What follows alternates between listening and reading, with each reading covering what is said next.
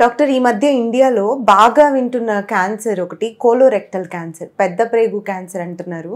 So ఇది ఎందువల్ల వస్తుంది, దీని సివియారిటీ ఇండియాలో ఎంతవరకు ఉంది? సో కోలోరెక్టల్ క్యాన్సర్ అంటే ఏంటంటే దీంట్లో ఒక పెద్ద పేగు క్యాన్సర్. సో పెద్ద పేగు క్యాన్సర్ అంటే ఏంటి, పెద్ద పేగు అంటే ఏంటి అంటే పెద్ద పేగులో ఇప్పుడు చిన్న పేగు కంటిన్యూషన్ నుంచి పెద్ద పేగు స్టార్ట్ అవుతుంది. దాంట్లో రైట్ సైడ్ అసెండింగ్ కోలాన్ అంటాం, తర్వాత ట్రాన్స్వర్స్ కోలాన్ అంటాం, తర్వాత డిసెండింగ్ కోలాన్ అంటాం, తర్వాత సిగ్మాయిడ్ అంటాం. ఇదంతా కూడా కోలాన్. ఈ కోలాన్కి లాస్ట్ 15 సెంటీమీటర్స్ పార్ట్ అంటే ఎక్కడి నుంచి అయితే మోషన్ బయటకు వెళ్ళిపోతుందో దాన్ని రెక్టమ్ అంటాం. సో ఈ కోలాన్కి వచ్చే క్యాన్సర్ని ఈ రెక్టమ్కి వచ్చే క్యాన్సర్ రెండు పెద్ద పేగులో భాగాలే కాబట్టి దాన్ని కోలోరెక్టల్ క్యాన్సర్ అంటారు. కానీ వాటికి బిహేవియర్ కొంచెం డిఫరెంట్గా ఉంటాయి. అందుకనే మనం ట్రీట్ చేయడానికి రైట్ కోలాన్ క్యాన్సర్ని ఒకలాగా, లెఫ్ట్ కోలాన్ క్యాన్సర్ని ఒకలాగా, రెక్టమ్ని ఒకలాగా డివైడ్ చేసుకుని ట్రీట్మెంట్ ఇస్తూ ఉంటాం. కాకపోతే వీటి ప్రజెంటేషన్స్ ఇవి ఎలా ప్రజెంట్ అవుతాయి అంటే, సో ఇప్పుడు వాటిని సింప్లిఫై చేసుకోవడానికి right side right colon cancer ఎలాగా ఎలా ప్రజెంట్ అవుతుంది అంటే, జనరల్గా ఈ రైట్ కోలాన్లో ఉండే క్యాన్సర్లు పెద్దగా ఉంటాయి, అంటే సైజ్ పెద్దగా పెరుగుతుంది. సో దానివల్ల ఏంటంటే ఆ క్యాన్సర్ గడ్డ నుంచి తెలియకుండా రక్తం పోతూ ఉంటుంది, అది మోషన్లో కనబడదు. సో అలా రక్తం కంటిన్యూస్గా పోవడం వల్ల ఏమవుతుంది అంటే వీళ్ళు ఎనీమియాతో ప్రజెంట్ అవుతారు. అది కూడా ఏ రకమైన ఎనీమియా, ఐరన్ డెఫిషియన్సీ ఎనీమియాతో ప్రజెంట్ అవుతారు. సో ఎనీమియా లక్షణాలు ఎలా ఉంటాయి, ఏ చిన్న పని చేసినా నీరసించిపోవడము, లేకపోతే తల తిరుగుతున్నట్టు అనిపించడము, ఎప్పుడు ఎల్లప్పుడూ నీరసంగా అనిపించడము, యాక్టివ్నెస్గా లేకపోవడము, ఆకలి కూడా కొంచెం తగ్గడము, బరువు తగ్గడము, ఇట్లాంటి రకరకాల ఫీచర్స్ తోటి రైట్ కోలాన్ క్యాన్సర్స్ ప్రజెంట్ అవుతాయి. అదే లెఫ్ట్ కోలాన్ క్యాన్సర్స్కి వస్తే ఇవి జనరల్గా ఏంటంటే మోషన్లో అప్పుడప్పుడు రక్తం రావడము, లేకపోతే కడుపు నొప్పి రావడము, కడుపు నొప్పి ఇలా పిండేసినట్టు అనిపించడము, వీళ్ళు కూడా బరువు తగ్గడము, లేకపోతే నడువు నొప్పి అకేషనల్గా రావడము, ఆకలి తగ్గడము, ఇట్లా వీళ్ళు ప్రజెంట్ ఈ లెఫ్ట్వి. వేరే రెక్టల్ క్యాన్సర్స్కి వచ్చేసరికి ఇవి మోస్ట్ ఇంపార్టెంట్ ఏంటంటే రెక్టల్ క్యాన్సర్స్లో రక్తం పడతా ఉంటుంది. మోషన్ వెళ్ళేటప్పుడు వీళ్ళకి రక్తం కనిపిస్తుంది. ఆ రక్తం చాలా వరకు పెయిన్ ఉండదు, అప్పుడప్పుడు పెయిన్ కూడా ఉండొచ్చు. అండ్ ఇదొక్కటే సిమ్టమ్. జనరల్గా వీటితో పాటు ఈ పెద్ద పేగు క్యాన్సర్స్లో ఉండేది ఏంటంటే ఆల్టర్డ్ బౌవెల్ హ్యాబిట్స్ అంటారు.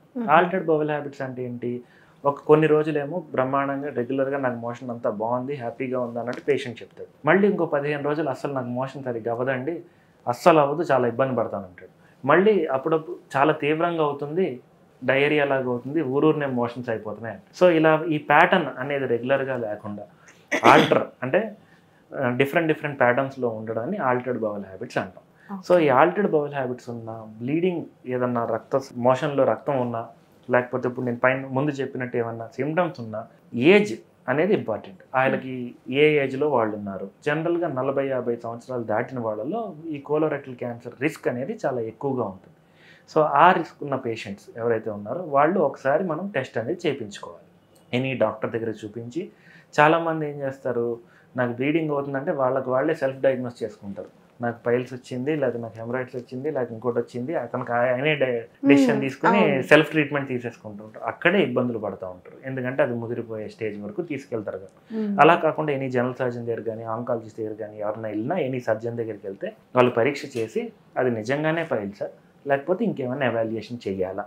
ఎందుకు ఎవాల్యుయేషన్ చేయాలి అంటే, మనకి ఏ క్యాన్సర్లో అయినా సరే ట్రీట్మెంట్లో దాన్ని ఎర్లీగా ఐడెంటిఫై చేస్తే అది గోరుతో పోయిన దాంట్లో ఉంటుంది, లేకపోతే గొడ్డల దాకా తెచ్చుకున్నట్టు ఉంటుంది. కరెక్టే డాక్టర్ మీరు చెప్పేది. కానీ ఇప్పుడు వాళ్ళకి వచ్చిన ప్రాబ్లమ్ని బట్టి డాక్టర్ దగ్గరికి వెళ్తారు, కానీ ఆంకాలజిస్ట్ని కలవాలి అన్న నాలెడ్జ్ అందుకే ఎనీ డాక్టర్ దగ్గరికి, ఆంకాలజిస్ట్ దగ్గరికి వెళ్ళొచ్చు, జనరల్ సర్జన్ దగ్గరికి వెళ్ళొచ్చు, సర్జికల్ ఆంకాలజిస్ట్ అంటే మళ్ళీ సర్జన్ ప్లస్ ఆంకాలజిస్ట్ కదా, వాళ్ళ దగ్గరికి వెళ్ళొచ్చు. ఆర్ ఎనీ డాక్టర్ దగ్గర, ఏ డాక్టర్ దగ్గరికి వెళ్ళినా ప్రాపర్ డాక్టర్ దగ్గరికి వెళ్తే వాళ్ళు ఐడెంటిఫై చేస్తారు.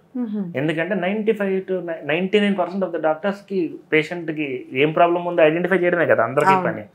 సో ఎవరైనా ఐడెంటిఫై చేస్తారు. సో ఈ కోలోరెక్టల్ క్యాన్సర్ ప్రజెంటేషన్ జనరల్గా ఇంపార్టెంట్ థింగ్స్ ఏంటి, బ్లీడింగ్ అవుతుంది, లేకపోతే అప్పుడప్పుడు కడుపు నొప్పి వస్తుంది.